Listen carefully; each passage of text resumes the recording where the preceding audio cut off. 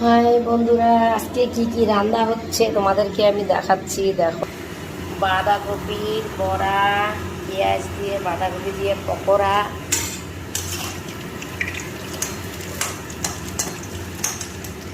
রাজমার তরকারি করব।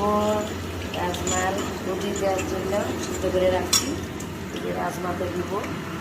বাঁধাকপির পকোড়া আর এই পাবদা মাছ রান্না করেছি।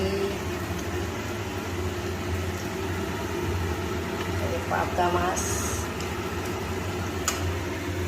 আর তোমার এসবই রান্না হচ্ছে, বেশি কিছু রাঁধছি না আজকে, সিম্পল রান্না। বাঁধাকপির পকোড়া আর রাজমা রাত্রের জন্য, আর পনির তরকারি করছি অল্প রুটির জন্য। রাজমা পনির ছেলে রাত্রেবেলা খাবে।